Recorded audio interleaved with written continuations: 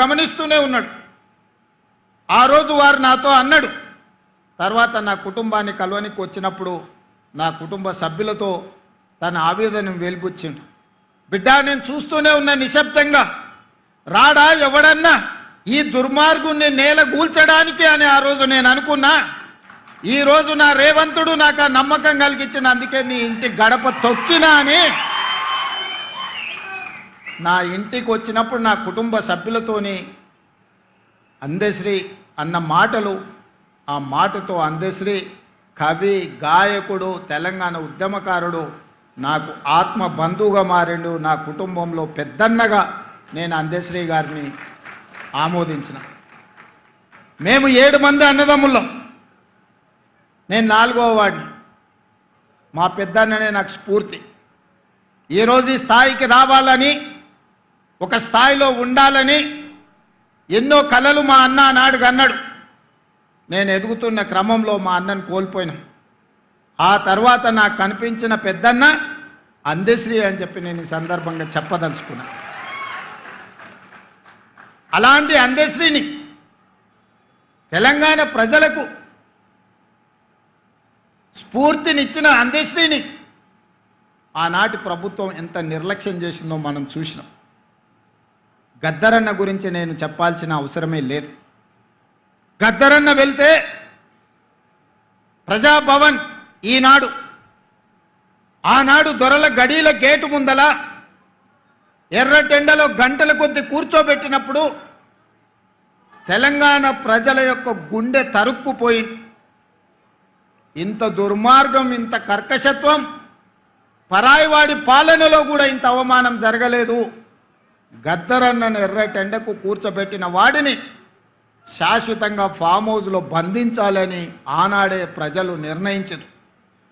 ఏ రోజైతే అందశ్రీ గలాన్ని నిర్బంధించాలనుకున్నాడో, ఏ రోజైతే గద్దరన్నను అవమానించిండో, ఆనాడే తెలంగాణ 4 కోట్ల ప్రజలు నిర్ణయించుకున్నారు.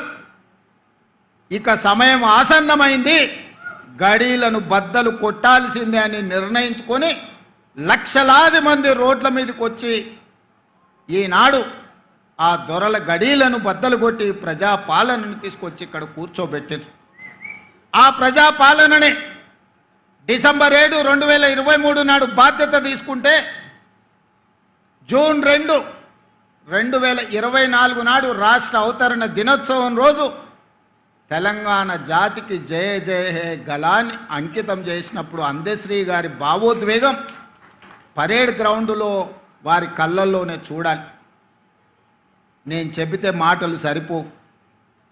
వారి భావోద్వేగం నిజంగా ఆనాడు అందశ్రీ గారి భావోద్వేగం ఇంకో తరాన్ని, ఇంకో రాష్ట్రాన్ని సాధించడంత స్ఫూర్తినిచ్చే గొప్ప భావోద్వేగం.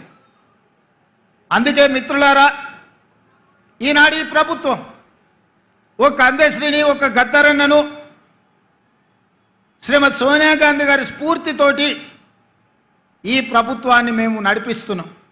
ఈనాడు నా సహచర మంత్రివర్గ సభ్యులు ఎన్నికల సమయంలో ఇచ్చిన హామీలను, ప్రజల అవసరాలను, ఆర్థిక ఇబ్బందులున్నా ఒకటొకటిగా పరిష్కరించుకుంటూ కుటుంబాన్ని చక్కదిద్దే ప్రయత్నం చేస్తున్నారు. రోజుకు 16-18 గంటలు ఈరోజు సహచర మంత్రివర్గ సభ్యులు ఈరోజు ప్రజలకు అందుబాటులో ఉండి పనులు చేస్తున్నారు. ఇవాళ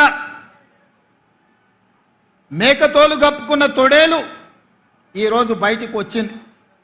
మేకతోలు కప్పుకున్న తొడేలు ఈనాడు మాట్లాడుతుంది.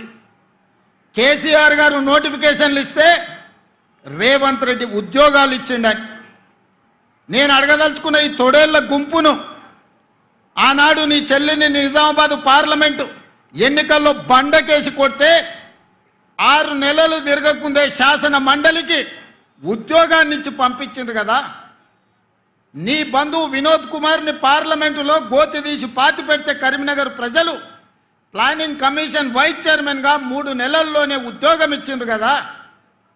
మీ బంధువులైన హరీష్ రావు గారికో, కేటీఆర్కో, లేకపోతే దయాకర్ రావుకో ఇలా చెప్పుకుంటూ వెళ్తే 100 మంది నీ బంధువులకు ఒక్కరోజు ఖాళీ ఉండకుండా ఉద్యోగాలు, మంత్రి పదవులు ఇచ్చినావు కదా. నువ్వు పదవులు అనుభవించినావు కదా, ఒక్క గంట కూడా ఆలస్యం చేయకుండా నీ కోసం, నీ కుటుంబం కోసం, నీ బంధువుల కోసం పడ్డ తాపత్రయంలో తెలంగాణ ఉద్యమమే ఉద్యోగాల జాతర. ఆ ఉద్యోగాల గురించి ఒక్క రోజైనా ఆలోచన చేసినవా? టీచర్ల నియామకాలు చేపట్టినవా? పోలీసు నియామకాలు చేపట్టినవా? డాక్టర్లు, నర్సుల నియామకాలు చేపట్టినవా? లేకపోతే ఇంజనీర్ల నియామకాలు చేపట్టినవా? గ్రూప్ 4, గ్రూప్ 3, గ్రూప్ 2, గ్రూప్ 1 పరీక్షలు ఏవైనా నిర్వహించి నువ్వు ఉద్యోగ నియామకాలు చేపట్టినవా? మేము నోటిఫికేషన్లు ఇచ్చినాం, రేవంత్ రెడ్డి నియామకాలు చేపట్టినన్ని నిస్సిగ్గుగా నడి బజార్లో నిలబడి మాట్లాడుతున్నావు కదా. ఈరోజు ఒక్క మాట నేను అడగదలుచుకున్నా. నోటిఫికేషన్లు ఇచ్చి ప్రశ్న పత్రాలను జిరాక్స్ సెంటర్లో పల్లి బఠానీలుగా అమ్ముకుని వందలాది కోట్ల రూపాయలు సంపాదించుకున్నావు తప్ప ఆ పరీక్షలను పూర్తి చేసి పిల్లలకు ఉద్యోగ నియామక పత్రాలు ఇవ్వాలన్న ఆలోచన ఏనాడైనా నీ కుటుంబానికి వచ్చిందా?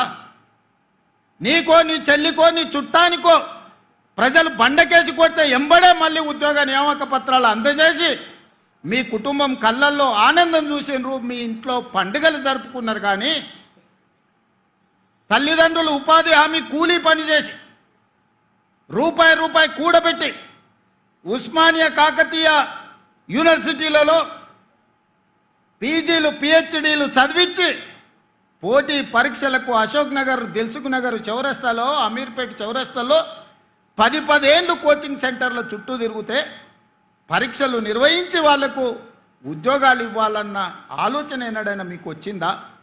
వాళ్ళ పట్ల ఎప్పుడైనా మానవీయ కోణంలో మీరు ఆలోచన చేసిరుగా? మీరు ఎప్పుడైనా వాళ్ళ పట్ల మనుషులుగా ప్రవర్తించిందా అని నేను ఈరోజు అడుగుతున్నా.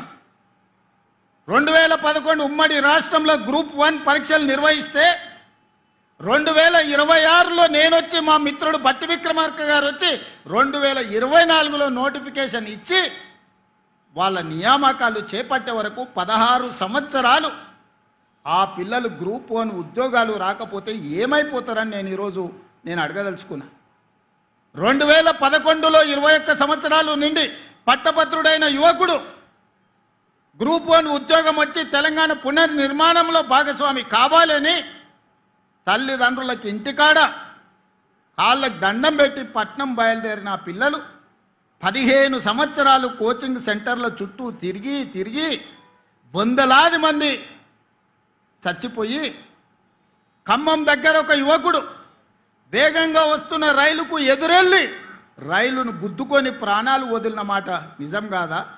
ఉస్మానియా యూనివర్సిటీలో మురళీ ముదిరాజ్ అని మెదక్ జిల్లాకు సంబంధించిన యువకుడు ఉరేసుకొని చనిపోయిన మాట నిజం కాదా? ఇలా నేను ఉదాహరణలు చెప్తే వందల కొద్ది ఉదాహరణలు ఉన్నాయి. ఆనాటి ప్రభుత్వం యొక్క నిర్లక్ష్యం, కల్వకుంట్ల చంద్రశేఖర్ యొక్క అహంకారం, ఆయన కుటుంబ సభ్యుల కోసం స్వార్థంతో అందించిన పరిపాలన ఈ తెలంగాణ సమాజాన్ని శవాలమయంగా మార్చింది, దుఃఖ సముద్రంలో నింపింది, దుఃఖ సముద్రంలో మునిగిపోయింది తెలంగాణ రాష్ట్రం 10 సంవత్సరాలు.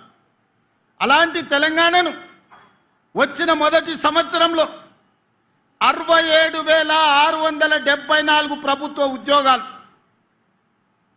దాదాపుగా 70,000 ఉద్యోగాలు ఎల్బీ స్టేడియం సాక్షిగా, శిల్పారామం సాక్షిగా, నక్లెస్ రోడ్డు మీద ఉన్న అంబేద్కర్ సాక్షిగా నియామక పత్రాలు, ఉద్యోగాలు వచ్చిన పిల్లల్నే కాదు వాళ్ళ కన్న తల్లిదండ్రులను అక్కడికి పిలిపించి వాళ్ళ కళ్ళ ముందు నీ కొడుకు ప్రయోజకుడైండు, నీ కొడుకు ఒక డిఎస్పీ అయిండు, నీ కొడుకు ఒక ఆర్టీఓ అయిండు, నీ కొడుకు ఒక కమర్షియల్ ట్యాక్స్ కమిషనర్ అయిండు, నీ కొడుకు ఒక ఎంపీడీఓ అయిండు, నీ కొడుకు ఒక ఎస్ఐ అయిండు, నీ కొడుకు ప్రయోజకుడైండని ఆ తల్లిదండ్రుల కళ్ళ ముందు నియామక పత్రాలు అందజేసినప్పుడు ఆ పేదోళ్ళ కళ్ళల్లా, ఆ దళితుల బిడ్డల కళ్ళల్లా ఈరోజు మా లక్ష్మణ్ అంటుండు, అన్నా 52 మంది మా దళిత బిడ్డలు గ్రూప్ 1 ఉద్యోగాలు వచ్చినాయి, నువ్వు నియామక పత్రాలు చేపడితే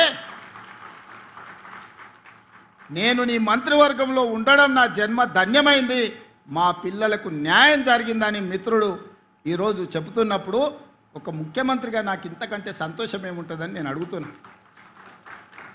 నేను ఇవాళ ఇక్కడి నుంచి వేదిక మీద నుంచి చిల్లర మాటలు మాట్లాడి చిచోరగా తిరిగే నాయకులమని చెప్పుకునే వాళ్ళని సూటిగా అడుగుతున్నా. 10 సంవత్సరాలు నువ్వు నోటిఫికేషన్లు ఇస్తే నియామక పత్రాలు చేపట్టలేదు కదా. సంవత్సరం తిరిగే లోపల 70,000 ఉద్యోగాలు మేమెట్లా చేపట్టినాము?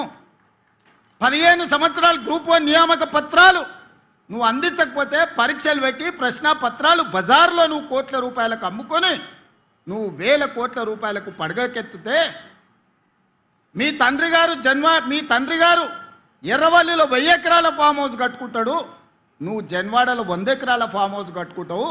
నీ బావ హరీష్ రావు మోయినాబాద్లో 50 ఎకరాల ఫామ్ హౌస్ కట్టుకుంటాడు. నీ చెల్లెలు కవితమ్మ శంకర్పల్లిలో 25 ఎకరాల ఫామ్ హౌస్ కట్టుకుంటారు. తెలంగాణ రాష్ట్రం మాత్రం 8,11,000 కోట్ల రూపాయల అప్పులో మునిగిపోతుంది. మీకు టీవీలు వచ్చినాయి, మీకు పేపర్లు వచ్చినాయి, 1000 కోట్ల వ్యాపారాలు వచ్చినాయి. ఇంత ఆగర్భ శ్రీమంతులు నిజాం కంటే ధనవంతులుగా మీరెట్లా మారుతారు? 10 సంవత్సరాలల్లా 70,000 కోట్ల రూపాయల అప్పున్న రాష్ట్రం 8,11,000 కోట్ల రూపాయలకు తెలంగాణ ఎట్లా దిగజారిపోయిందో ప్రజలకు జవాబు చెప్పాల్సిన బాధ్యత లేదా అని ఈరోజు మేకతోలు కప్పుకున్న తొడేళ్ళని నేను అడగదలుచుకున్నా. అప్పుడే ప్రజలు మర్చిపోయినరు అనుకుంటున్నావా? మీ కుటుంబాన్ని అప్పుడే ప్రజలు క్షమించిండ్రని